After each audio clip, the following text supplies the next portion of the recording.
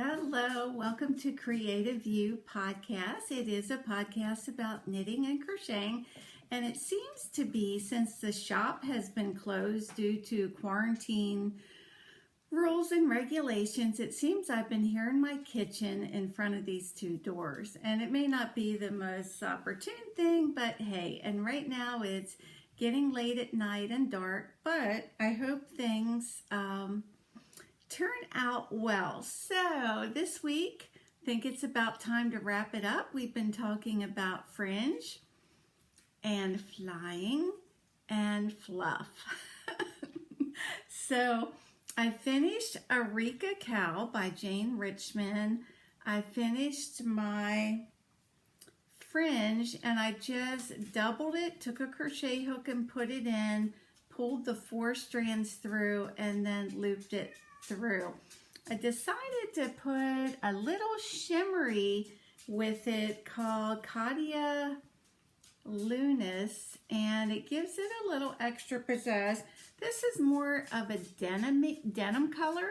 I don't know if there's such a word as denim-y, and it's showing up more on the camera as a gray. This is Ella Rae Lace Merino Aran weight, and it is a nice yarn to work with. I think this could probably be a cowl of sorts, or I think it could probably be folded down and some fun things done with it, but it does really feel great, and I think on cool days it gives you some extra warmth. So here it is. By now, if you've been watching my podcast, your antennas are up about fringe, and they call that frequency illusion, meaning let's say that you are thinking about getting a red sports car, and then you keep seeing them everywhere. Now, it's not really that suddenly they're everywhere, but you think they are. So since I've been home a lot, I've been going through a lot of my books, and I came upon Knitting with Beads. And look at the lovely fringe made with beads. Now, I'm sure this takes some time and some effort, but it is gorgeous. I wasn't expecting to find beaded fringe. I was just kind of looking for yarn fringe. This was not hard to do, but cutting the lengths, they started to get uneven. And I thought it was kind of anal to buy a fringer and have to use a fringer, but hey, I've come to think not a bad idea at all. So my podcasts kind of continue on. They're 15 minutes a day that if you'd like to spend with me. A lot of podcasts tell you what they finished up. So kind of a business meeting. Okay, what's the old business? What's the new business? But I don't always stay on track, and I don't want to lose my spontaneity, that suppressed passion that we talked about. I want to be able to do something spontaneously if I want to, and not say, oh, I have to finish this because it's on the podcast. So this had been on a podcast last week, a Ripple Blanket by Celeste Young. And I had mentioned that you can do it like a Spider-Man blanket. So I found this, and it does give you all of the directions and everything. You know, I all kind of had a Ravelry meltdown way back last June, and I still don't use it for personal. I don't do a project page, but I do pull patterns off for customers or to get information. So this is by AnneM, and she just tells you how to do it. So that would be an old business. And if you've been tuning in, you know that I hate calling these beautiful things I've made finished objects. No way. So I ran over to the shop today, and I got a bag of the old-fashioned ruffle yarn. Remember when people were making the ruffle scarves? Do you know, viewers, that was such a fad the people that worked at Joann's told me that they would have lines of customers waiting every day. Did you get any in? Did you get any in? And then it kind of crashed. So I was bringing a bag over to show you, and I guess I left it sit. I do think there are still some worthy projects, and I will take it and use it like a super bulky yarn. And I made some pocketbooks, but again, I forgot them. But this was an old pattern that used to be online for little girls.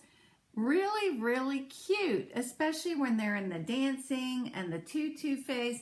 I just may make one of these to show it to you. And then I found this, and honestly, I thought it was feminine, delicate, and lovely. So they use the ruffle yarn to do the little cap sleeves and the pocketbook. I think it's cute. Whether I will get to do it or not, I don't know. So usually I like to give you a little YouTube tip, and I chanced upon a video. It's a little girl who was sick with an immune disease where she could never really go outside, and they call her Leah the Overcomer. And there's a video where her mom is asking her, what's your favorite color? What's your favorite this? What's your favorite movie? And I thought for a 3-year-old, she had some pretty snapback answers, because I'm the type of person, I have to think about it. And then at the end, her mom asked her, what is love? That's a very abstract question for a 3-year-old, but it's worth it. Please watch it. It will do something to your heart. We also did a new bind off one day, if any of you remember the bind off, but I'd like to tell you about another one. I was reading an article today about Estonia shawls, and it said they always do a certain bind off. It's called the Knit Two Together bind off. So what they do is they knit two, so 2 stitches going over to our right needle, and then through the back loop they knit 2 together. They then put that stitch back over on the right needle where it belongs,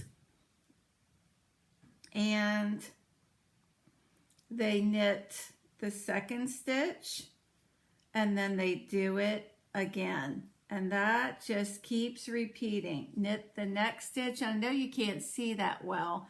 Knit 2 together through the back loop, and it's a very nice bind off. If you're stuck in the same bind off, you may want to try it. It's called the Knit 2 Together bind off, and just another feather in your cap. You know, I've been reading this book. You know, I'm finished it, but you know, sometimes things just occur to you and they're worth mentioning. I had shown this old book last week, and if anybody remembers what year it's from, and the inside cover, it was 25 cents. The inside cover gives you the definition of Afghan and how to pronounce it. Afghan, a crocheted or knitted soft wool blanket or carriage robe pertaining to Afghanistan, a native of Afghanistan. They said that sea captains brought Afghan rugs from Afghanistan to America, and the New England household used these designs and knitted them into coverlets.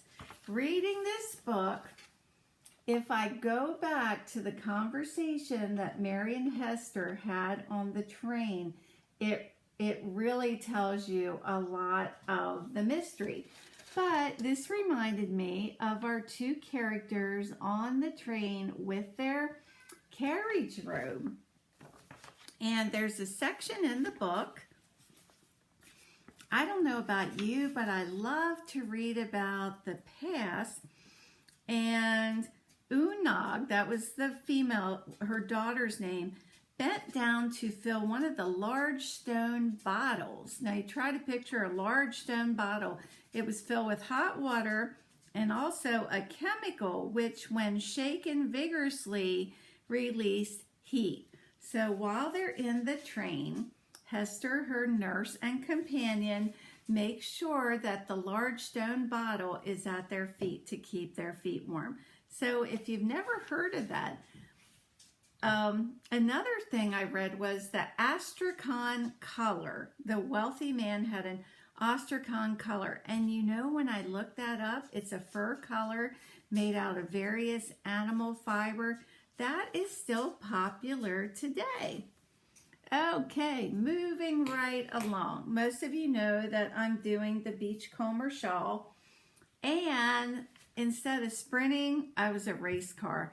I was having so much fun that this lace border should have been 2-row sections back. So now I have to finagle the pattern. I like the lacy section, and we'll see what it looks like in the other yarn I'm using. But the kits that I sold to my customers actually had a yarn called Beachcomber, which I thought was kind of funny coincidence. But Beachcomber is a DK weight yarn, but it has some thick, thin sections. And what the ladies were finding out is it was looking very nubby and scruffy. And I'm afraid if they used it for the lace section, they wouldn't get a nice result. So I looked up this yarn. It makes beautiful tops when you use a large needle, like even a US 15. So I'm going to play around. I'll be casting on my third beachcomber shawl with a large needle to see what I get. So another shawl that I've been working on is this one. This is a yarn called City, and it is acrylic and I think nylon and some other fibers. This is actually a magenta with hot pink and white and a very, very fast pattern. There's one side that you increase on and one side stays straight. Sometimes it saves you a lot of time if you tie a piece of yarn or mark the side that gets the increases. This is actually a very purplish color. It's showing up more cranberry, and this pattern comes from a Knitter's Magazine, and there it is. And if you can see the little almost like peacoat edging, that is something that you knit on. You pick up stitches and you knit it on. Well, as I'm merrily going on my way, I think this week I've been a race car, I noticed that I had some bumps that came out. Now, I don't know that I want to rip all the way back. If I pick up stitches here, I can fix it. This is my increase row. I also wanted to show you that it kind of had a bumpy, not so straight edging until I started to slip my first stitch. After I started to do that, I got a really nice edging. And if I'm going to pick up stitches later on, a slipped stitch is a lot better. So what I figured out is, oh, this pattern has a mistake. Every other row, when I increase on this side, well, when I do my lace row, there's 12 rows, and I do the lace row on row 1 and 7, it is telling me to increase on the wrong side, which would give me little bumps that come out. So I thought to myself, oh, clever me, I found a mistake. But now I'm wondering if that isn't where the little nub. So I'm not sure and I don't know. So I guess I will find out soon because I'm almost finished. I'm on my second ball and I do have to save enough yarn to do the edging. You know how that goes. You're trying not to have any extra yarn and then boom, it happens. You end up having to get another skein and then there it is. Well, our 15 minutes are up. I'm sorry I didn't post earlier in the day, but I'll see you tomorrow. So sleep tight and shine, baby, shine.